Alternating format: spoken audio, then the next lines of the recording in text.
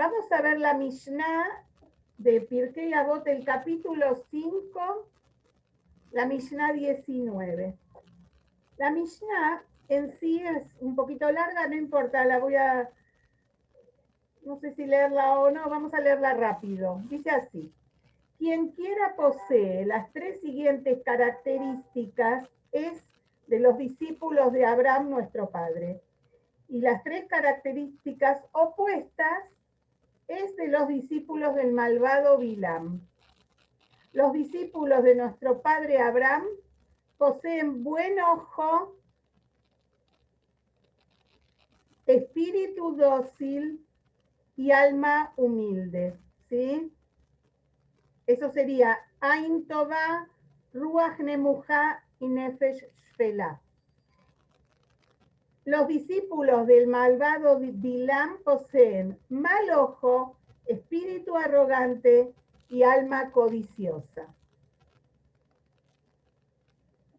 Y después sigue, pero no vamos a continuar porque esto nosotras ya lo estudiamos la vez anterior que vimos el Pirkei Avot. Ahora nos vamos a focalizar en un detalle más profundo, que tiene que ver también con la filosofía hasídica, con la Kabbalah. Entonces, vamos a ver algún fenómeno interesante. Como dice acá, quien quiera poseer las tres siguientes características es de los discípulos de Abraham, nuestro padre.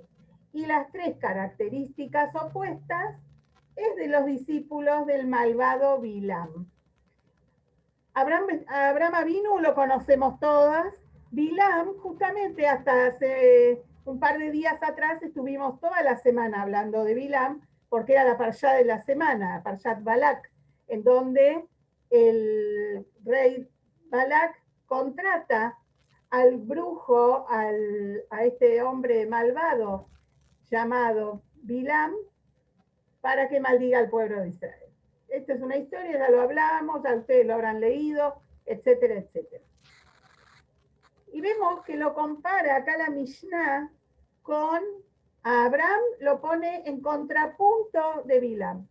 No es el primer lugar en donde vemos que se compara a Abraham Avinu con Bilam Arashá.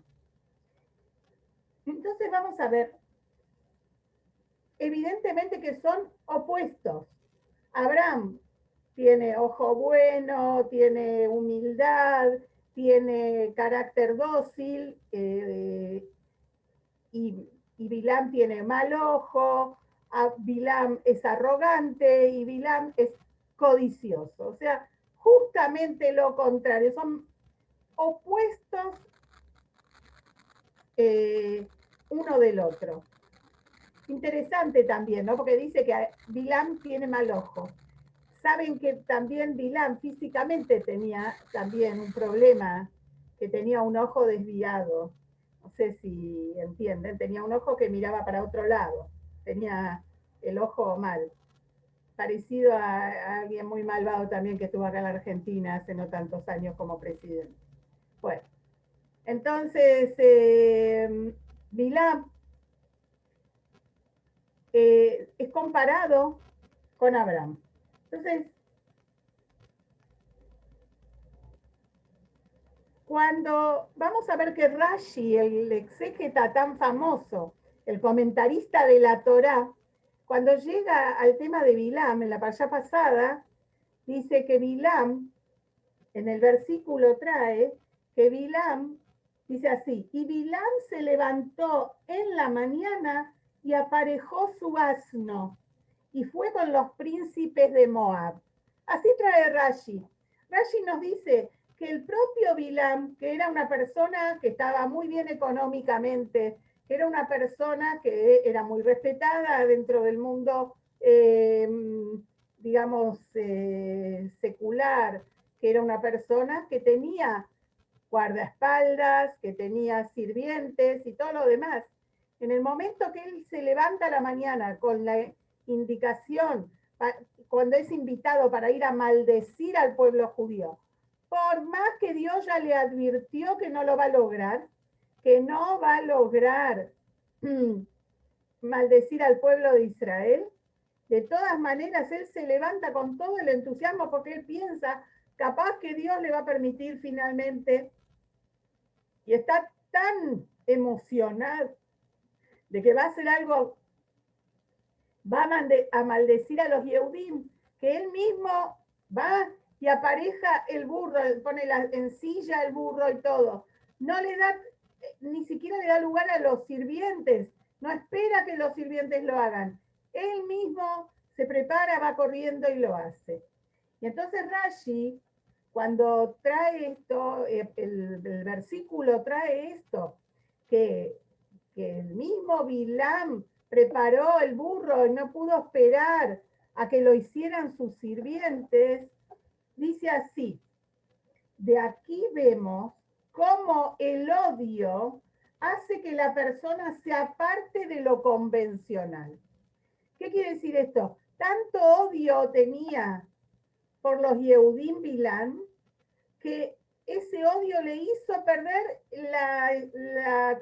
lo que es convencional. Como un hombre tan importante como él va a ensillar el asno, ¿entienden? Sin embargo, él fue corriendo y lo hizo él mismo para apurarse porque estaba entusiasmado que quizás va a poder cumplir con lo que él quiere, que es maldecir a los judíos. Entonces ese odio le hizo perder esa cordura, llamémoslo así, esa estructura, las reglas de la buena conducta, de que una persona importante no se prepara solo el asno, lo que sería, no, trasladándolo a estos días, a una persona importante tiene chofer, no va a ir él a prepararse o a cargar la nafta o a preparar el auto, lo deja que lo haga su empleado, su acompañante. Pero él estaba tan entusiasmado que perdió entonces digamos, la conducta convencional. Pero en su entusiasmo por maldecir a Israel, él mismo ensilló su asno. Esto es lo que trae Rashi. Dijo el Todopoderoso, dijo Dios, malvado, el padre de ellos, es decir, de los judíos, Abraham, ya se te adelantó cuando madrugó y aparejó su asno para cumplir mi voluntad. Si nosotros vamos a la Torá, en el Sefer Bereishit, vamos a ver que cuando Dios le hace la 10ª prueba, como ya estuvimos hablando de esto, a Abraham Avinu, y le dice que a la mañana tiene que llevar a su hijo a Lara Moriá y entregarlo, ofrendarlo a Dios, Abraham Avinu no se quedó pensando, no, me lo quedo un ratito más, no me dijo que me tengo que apurar, voy a tomarme más tiempo, lo voy a hacer despacio. Abraham Avinu tenía una orden divina y se hizo rapidísimo, dice, Vayashkem Abraham Baboker.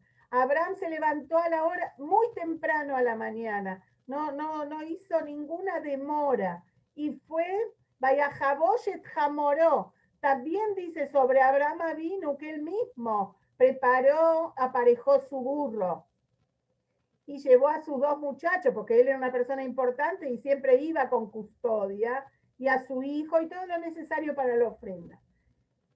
Entonces, ¿qué dice Dios? Esto es lo que nos cuenta Rashi. Hashem le dijo a Bilam, malvado, vos ahora te apuraste y perdiste la cordura, las buenas costumbres, porque estás apurado para hacer una maldad contra los Yehudim. Pero sabelo que el padre de ellos, Abraham Avinu, ya se te adelantó a vos.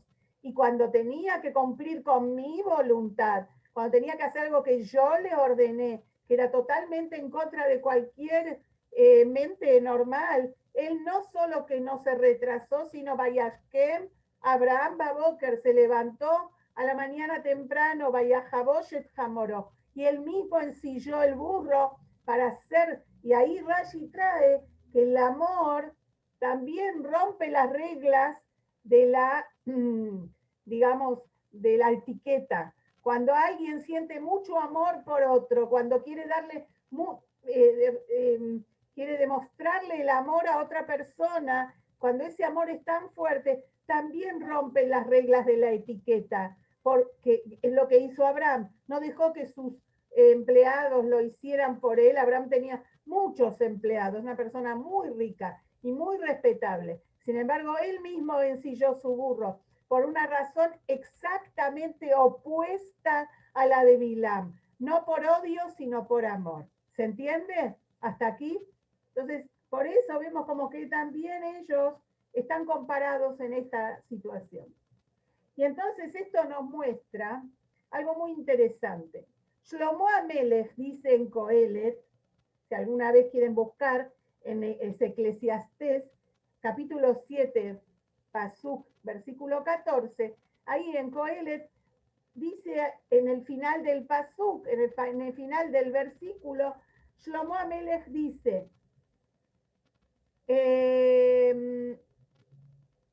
¿cómo se dice en hebreo? No voy a decir primero en castellano, que ahora no me sale. Uno en correspondencia con el otro creó Dios. Ahora me acordé. Ze leumat ze bara Elohim. Cuando Dios creó una cosa, le crea también el opuesto. Ze leumat ze. Esto es lo que nos explica el rey Shlomo Amelech en Coelet. ¿Qué significa esto? ¿Para qué Hashem creó los opuestos? Justamente Hashem creó los opuestos para darnos a las personas, a los seres humanos, la opción, es decir, otorgarle al hombre, al ser humano, el libre albedrío, la libertad de elección. ¿Por qué? Porque el libre albedrío es la herramienta esencial que tenemos nosotros, los seres humanos. ¿Qué significa? Si todo sería revelado y el bien es lo único que está al alcance, entonces no hay juego, no tiene gracia. Cuando no hay opción y la única opción, llamémoslo así, es hacer el bien, entonces no es el juego para el cual Dios creó el mundo y nos creó a las personas, en este caso a nosotros los Yehudim, y nos dio Bejirá Hofshit, que sería libre albedrío. ¿Se entiende? ¿Para qué Dios creó los opuestos? Zele umat ze, como dice Shlomo Amelech, lo creó con el fin de darnos a nosotros la posibilidad de elegir. ¿Y para qué lo hizo? Él creó estas dos realidades opuestas para que nosotros, cuando tengamos delante de nosotros algo para elegir, elijamos el bien. Pero cada cosa tiene un contrapunto. Nada en el mundo, no existe nada que no tenga un contrapunto, porque si no, no tendría gracia todo este juego. No habría desafío para el ser humano en su elección. Ahora, si el bien y el mal están en el mismo nivel aparentemente, tienen la misma fuerza, la misma consistencia, en la realidad no es así. Aparentemente es así. Superficialmente, ambos son iguales, es decir, tienen la misma existencia. Pero en la realidad, solo esto es para la percepción más básica del ser humano. ¿A qué nos referimos? El opuesto de la luz es la oscuridad, por ejemplo. Ahora, la oscuridad por sí misma, ¿tiene existencia? No. Es solamente la ausencia de la luz. No, la oscuridad por sí misma no existe. Es aparente. Pero en el momento que se enciende una pequeña luz, un pequeño fósforo, ya la oscuridad desaparece, se aparta.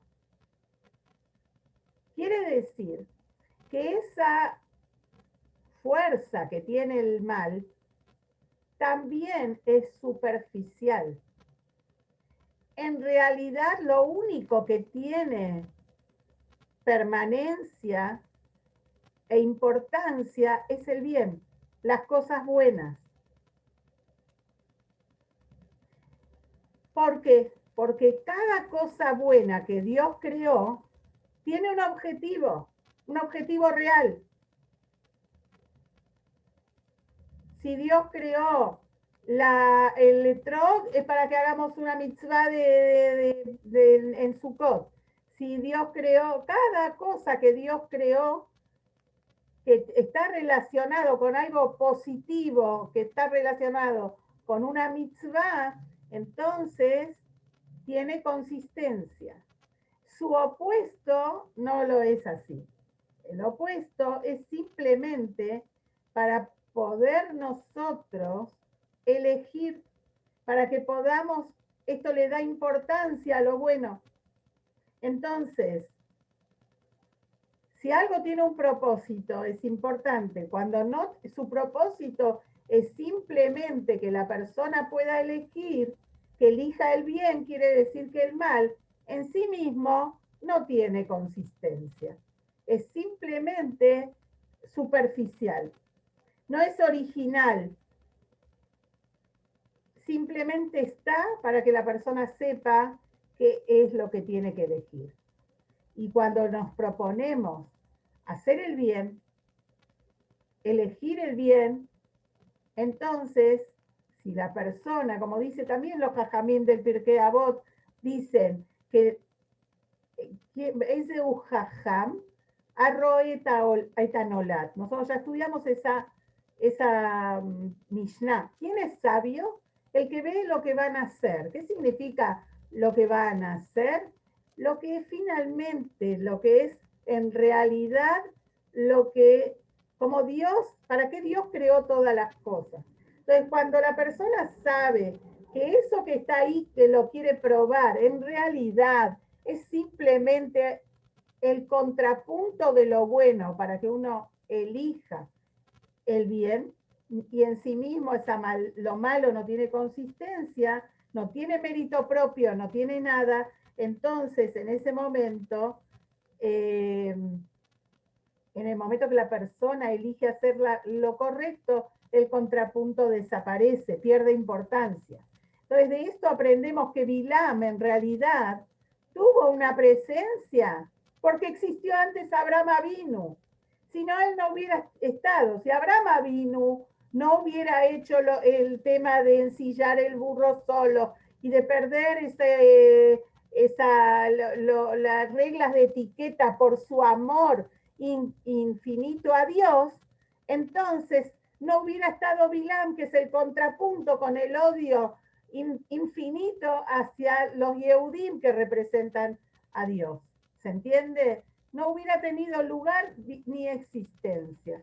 Es decir, que cada vez que tenemos la oportunidad de hacer, de elegir, y nos vemos ante una dificultad, porque nos parece como que lo negativo es algo muy grande, es una montaña insoslayable. No, justamente de Abraham Avinu aprendemos. Cuando él iba con Itzhak para hacer la Keidá, un río se le puso en el camino. El Satán se convirtió en un río. Y Abraham dijo, no, yo voy a atravesarlo, tengo que llegar al Ara Moría. Y el río, él avanzó y el río ya lo estaba tapando. Entonces él pidió a Dios, el agua ya me estoy ahogando. Y en el momento que él avanzaba, el río desapareció. Porque el Satán vio que no tenía ningún sentido. Cuando está la decisión del judío de hacer el bien, no hay manera de que algo lo detenga. Y aunque parezca que hay algo muy grande que lo va a detener, si él está fuerte en su convicción, ese obstáculo, si Dios quiere, va a desaparecer. Entonces, acá ya aprendimos que nuestra misión es persistir y saber elegir, y elegir lo correcto para que lo incorrecto desaparezca. Vamos a ver la Mishnah que sigue, que es la del capítulo 5, Mishnah 20. Esa esta Mishnah es una Mishnah muy interesante que la dice Yehuda ben Teimá. El Taná, Yehuda ben Teimá, él dice, esta Mishnah me hace acordar mucho mis primeros años de trabajo. Segundo año de trabajo como morá. A la mañana yo trabajaba en una escuela que hoy se llama, ¿cómo se llama? Es la escuela del, ¿cómo es? Que está en otra cuadra de Beit Hana. Bueno, ahora no me estoy acordando del nombre de la Keilah, qué malo que está. Se llamaba el Beit Esther. ¿Vieron la casa que está pegada a Beit Hana, que está como cerrada? Bueno, ahí era la escuela, el Beit Esther, y ahí enseñaba yo en una escuela muy chiquita. Entonces a la mañana tenía tercer grado, yo recién estaba terminando mis estudios, estaba en mis estudios de Morá, y, y tenía un grupito de nenas muy lindo, chiquito, y me acuerdo que, bueno, ahí yo veía como ellas a la mañana, cuando llegábamos teníamos que hacer la tefilá. Y por supuesto que hacían la tefilá como el rito sefaradí. Y los sefaradín dicen esta Mishnah a la mañana en la tefilá. Y dice así, Yehuda ben Teimá Omer, dice, sé valeroso cual un leopardo, ligero cual águila, veloz cual ciervo y fuerte cual león, para ejecutar la voluntad de tu Padre en el cielo. Él solía decir, el insolente se encamina al Geinom, mas el pudoroso al paraíso. Así dice Yehuda ben Teimá. ¿Cómo tiene que ser el judío cuando se levanta, que viene el Yetzer Hara y le dice, no, ¿para qué te tenés que levantar temprano? Quédate remoloneando en la cama, hace frío, ¿qué te vas a levantar para ir a rezar temprano? Mejor no, quédate en tu casita, en la camita. Entonces, ¿qué te dice Yehuda ben Teimá? Te dice, no, ¿qué tenés que ser? Como, dice, sé valeroso, cual un leopardo.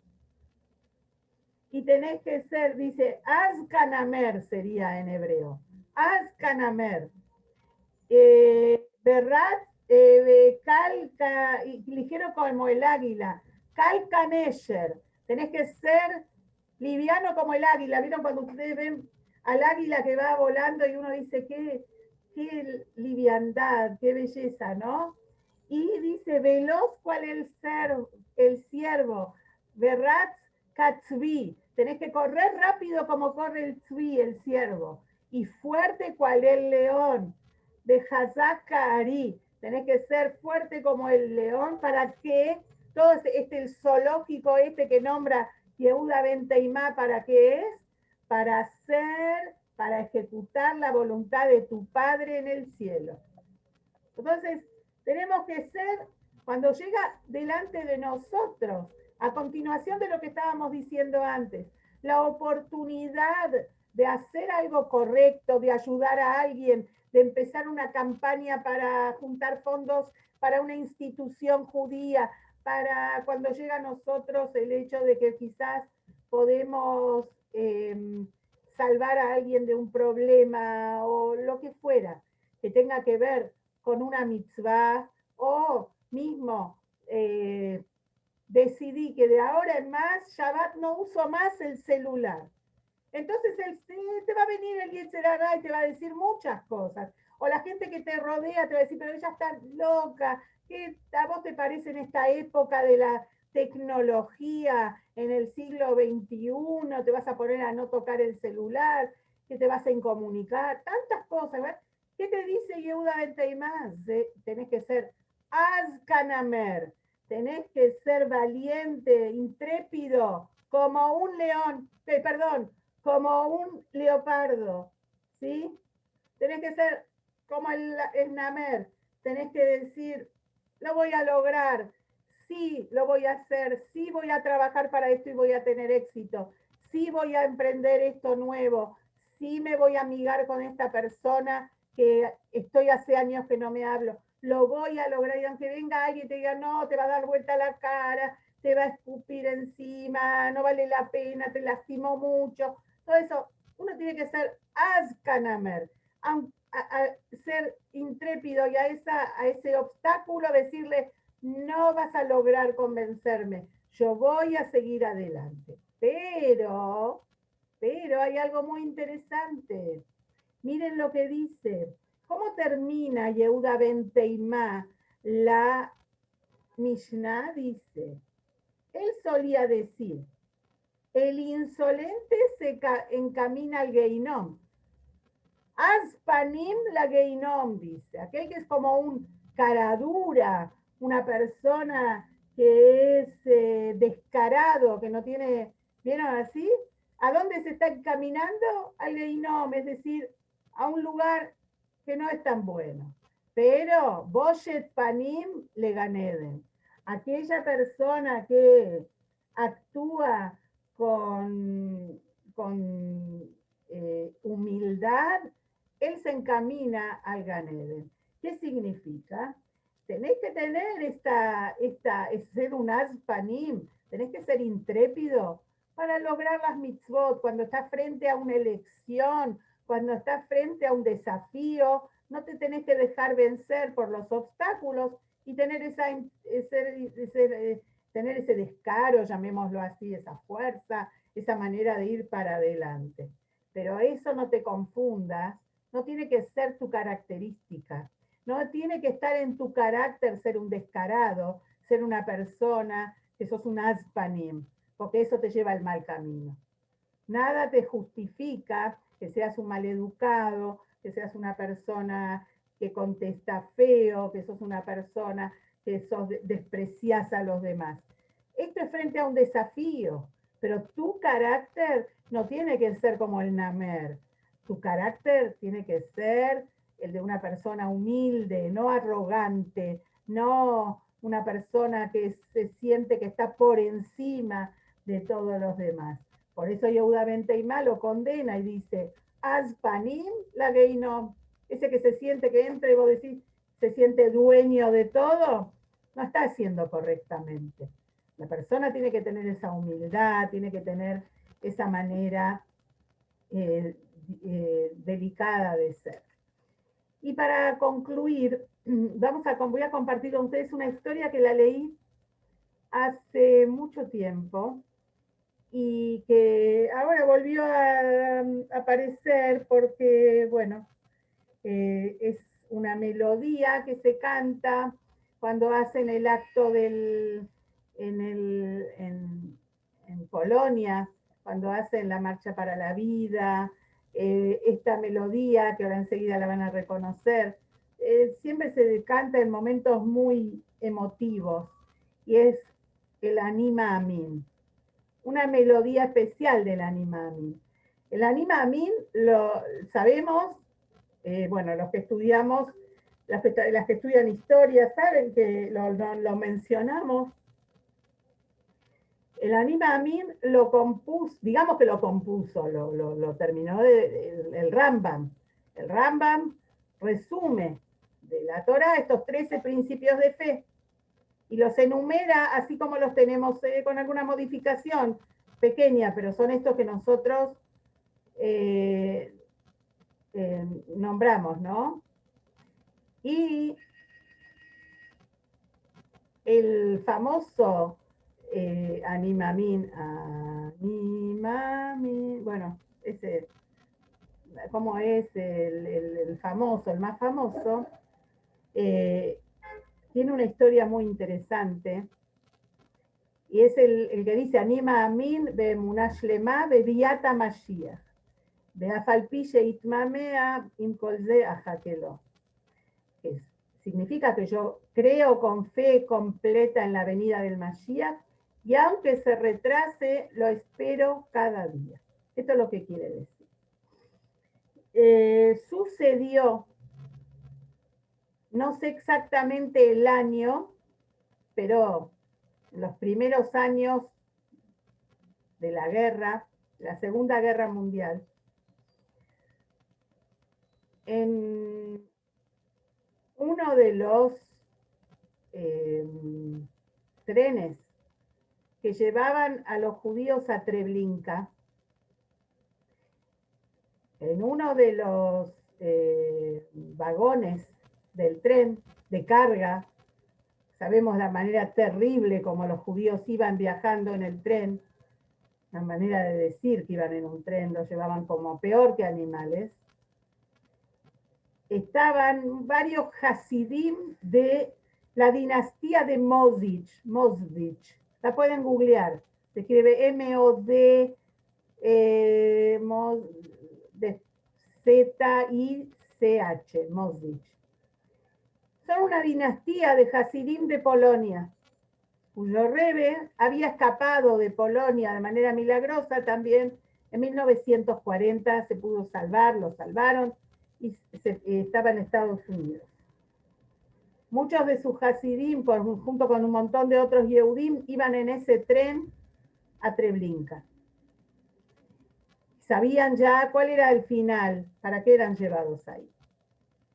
Y había entre ellos un hasid de Mosdich, de esta dinastía, que se llamaba Azriel David Fastad.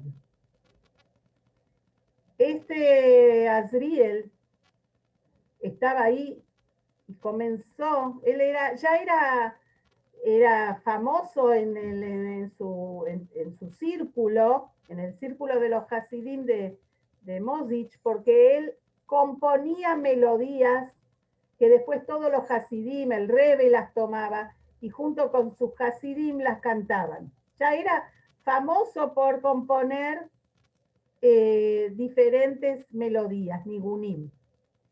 Y él empezó a cantar el Ani Maamin con la melodía esta que todos conocemos, ¿no? Tan famosa. A ver, ¿saben qué? Mientras yo les estoy contando, la voy a poner acá en YouTube, así la escuchamos juntas. Un minuto, un segundo que no fui inteligente y no lo hice antes.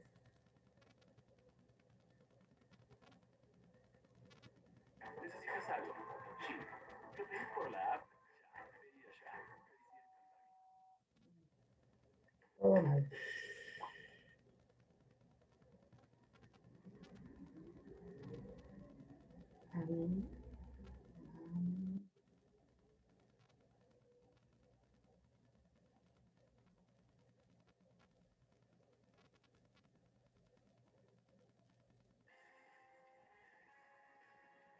No, no es esa.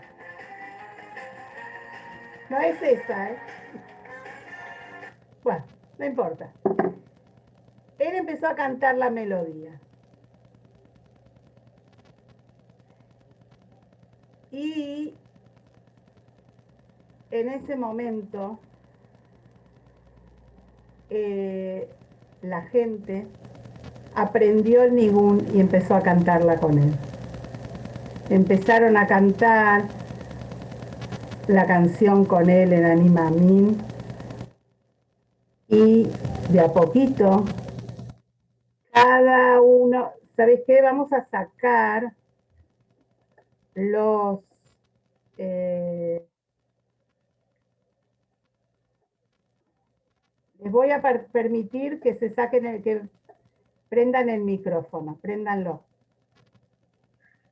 A ver, Silvia, ¿cómo es el que cantas vos? Que yo no me acuerdo, yo creo que anima, pero no recuerdo. Ahora me la acordé. Anima, no.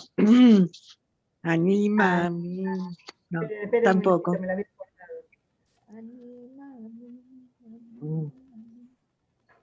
Bueno, no importa, aparece a propósito. A ver, Rosy, la estás cantando, pero no te escucho. Porque estás con los... No te escucho. Tenés que sacarte los cosos. Anímame. Aquí.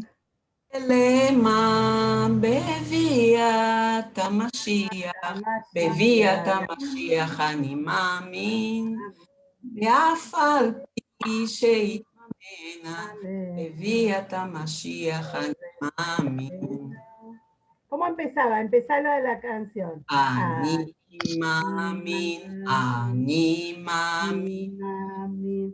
באמונה שלמה, Bemu שלמה, בביאת המשיח, בביאת המשיח אני מאמין, ואף Imagínense todo el tren, vagón tras vagón, empezaron a cantar así ese nigún. Y después, cuando ya llegaban, ya quedó instalado que cuando iban caminando a las cámaras de gas, cantaban el Animam. En ese vagón había dos, él dijo, Azriel David Fastag dijo, ¿quién se anima a saltar del tren y llevarle este nigún al Rebe, hacer lo imposible para llevar este nigún al Rebe, que le llegue a él a Estados Unidos? El que lo logre, le doy la mitad de mi mundo por venir. Y dos muchachos se postularon, dijeron, nosotros lo vamos a hacer. Y él les enseñó bien el nigún y los dos saltaron del tren. Uno lamentablemente falleció en el momento. Y el otro logró escapar, llegó a Israel, no sé en qué momento llegó, y de alguna manera, el hijo del Rebe vivía en Israel, le llevó el nigún y el hijo del Rebe se lo llevó a Mosich. Y en Mosich, cuando llegó este nigún, lo cantaban cuando empezaba, antes de que empiece Kol Nidrei, cantaban este nigún de Ani Maamin. Y muchos también en la tefilá de todos los días dicen el Ani Maamin. Así que vemos cómo los Yehudí, no, hasta en los momentos más en que los obstáculos son oscuridad propia y quizás parece que no hay salida, pero como el rebe anterior dijo, solo los cuerpos de los judíos pueden estar en cautiverio, porque el alma de un Yehudí jamás está en cautiverio. Ni siquiera en un tren camino a Treblinka está en cautiverio. Está en otro lugar, en un lugar muy elevado, en donde puede cantar el Ani Maamin. Y ese es el alma del Yehudí. Que no sepamos ya más de pruebas, que no tengamos que demostrar ya más nada, porque ya hay mucho demostrado de lo que realmente es el alma de un Yehudí, y que realmente Mashiach venga ya, que escuchemos buenas noticias, que nos sorprendamos con salvaciones, con cosas lindas, y la más linda de todas va a ser cuando venga Mashiach Tzidkeinu. Un beso enorme a todas y nos vemos. Gracias.